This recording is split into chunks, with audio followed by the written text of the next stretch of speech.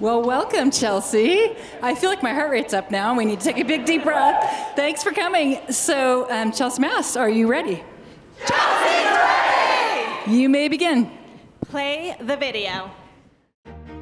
Chelsea, Massachusetts, a small city with a big story. Surrounded by highways, airports, and industry, Chelsea has long faced the brunt of environmental burdens. But this community doesn't back down. Advocacy lives on every block, and our future is being built by the people living it every day. Chelsea stores jet fuel for Logan Airport, salt for New England's wintry roads, and moves thousands of commuters daily. Yet our vibrant community keeps fighting for health, safety, and a better future. Air pollution, noise, extreme heat. These aren't abstract threats. They're lived realities seen in asthma, stress, and daily life. But in Chelsea, those most impacted are leading the charge. Our community-led air quality initiative puts data into local hands. By monitoring, expanding, and building awareness, residents are shaping the policies that protect their lungs and neighborhoods. Through Cool Block, we're tackling extreme heat, block by block. With shade, cooling infrastructure, and outreach, we're investing in the tools neighbors need to stay safe and connected.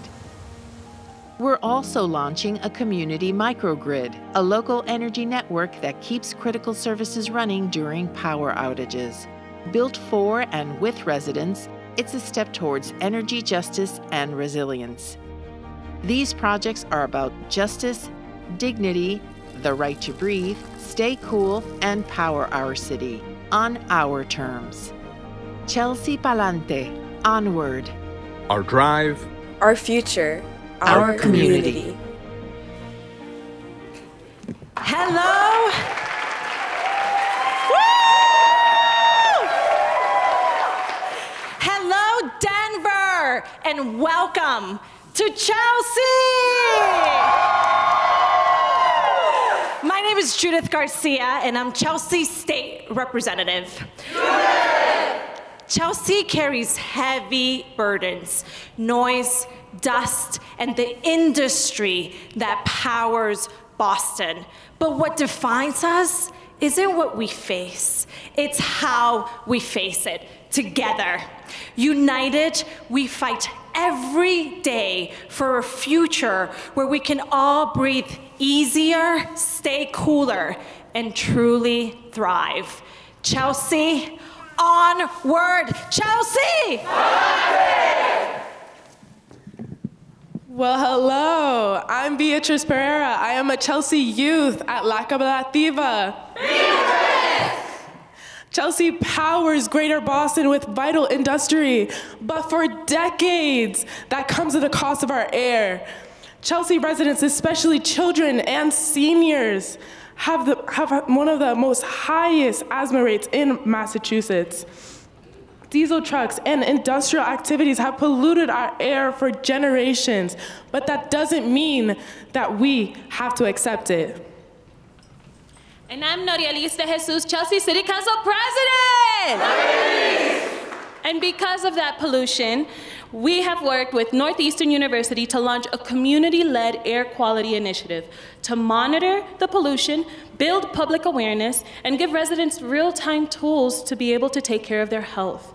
We have installed a network of air quality sensors across the city so that we can track where pollution is its worst and when it's most dangerous. We use this data to push for safer truck routes and show how pollution spikes during shipping hours, charting what environmental injustice really looks like in our community. Hi, I'm Jenna Liz, a Chelsea youth with La Cooperativa. Perfect. We have formed a partnership between a world-class academic institution, our government, our nonprofit partners, and our public schools. We are collaborating with graduate students to study our environment and our community. And in this work, happening in Chelsea, will help industrialize urban communities across the country, improve their air quality, and protect their residents. In Chelsea, we're not waiting for change, we're building it. Together, we're giving our communities a tool to breathe easier, live healthier, and demand better. Chelsea. Hi everyone, I'm Maria Angeli, Chelsea's partner at the regional organization Mystic River Watershed Association. In Chelsea, we spend a lot of time talking about extreme heat. It's one of the deadliest and fastest growing dangers for cities like ours that are dense, heavily paved, and do not have enough open space. And the impacts of extreme heat are not shared equally. Neighborhoods with less recover and more paved surfaces, and often the ones with the lowest income, get hit the hardest. But what if we could change that? What if we could take one of the hottest blocks in Chelsea and make it wicked cool? That's exactly what we set out to do in a way that centered the people who live there. We picked one of the hottest, lowest income neighborhoods close to an industrial district. We paid residents on the block to plant and care for new trees, not just in the public right of way, but also in their yards. I'm Emily Granoff with the City of Chelsea. We ripped up and repoured the sidewalks with a new kind of concrete, one that doesn't soak up as much sunlight or reflect heat back at pedestrians. Just walking down the street feels different now. But we didn't stop there. We took a little creativity and a whole lot of community, and we transformed a forgotten lot into a vibrant community park with shade, color, and joy, designed by and for residents. And once people started using it, once we saw what that space could be, we went after grant funding to build something permanent. Working closely with our partners at Green Roots, we asked residents what they wanted to see, and we built a vision around their voices. This summer, that little lot will officially reopen as a real park, complete with a splash pad, water fountains, benches, and a canopy of trees, all things people told us they needed to stay cool and connected. I'm Barbara with Green Roots, a Chelsea-based environmental justice nonprofit. And I want to be clear, this isn't just about infrastructure, it's about relationships. We're training ambassadors and building trust, so solutions reflect lived experience, not just engineering. This project is part of something bigger. It builds on Chelsea's broader climate resilience goals, reducing public health risks, keeping people safe, and creating places where folks can live, gather, and thrive, even as the climate changes around us. The Cool Block project showed us that this can work, so we have been expanding it. The Tree Keeper program has expanded to 2 more neighborhoods. We are working to use cooler and pervious pavement in more places, and all of our schools have finished installing white roofs. In Chelsea, resilience doesn't just mean a stronger infrastructure, it means a stronger communities. It means neighbors taking care of neighbors, with the city and our partners right beside them. That's what we're building, 1 block at a time. Chelsea! I'm Grace Agosto with the City of Chelsea. Grace! We are surrounded by major highways, industrial waterways, fuel storage for the airport, and yet our residents are both heavily energy burdened and disproportionately vulnerable to power outages, especially during storms, heat waves, and other extreme events.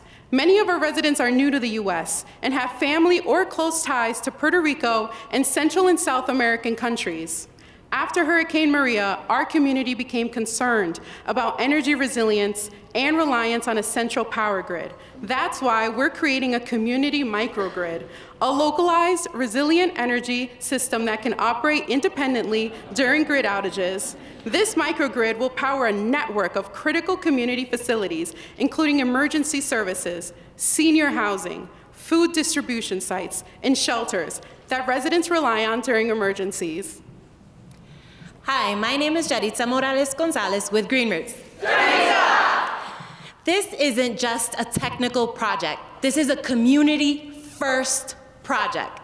In partnership with Green Roots and the Metropolitan Area Planning Council and our local utilities, we've already completed technical feasibility work and launched a robust community engagement process.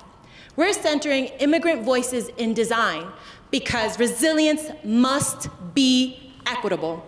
The microgrid is starting with public buildings powered by solar panels on our DPW yard and keeping police and 911 dispatch operating during emergencies.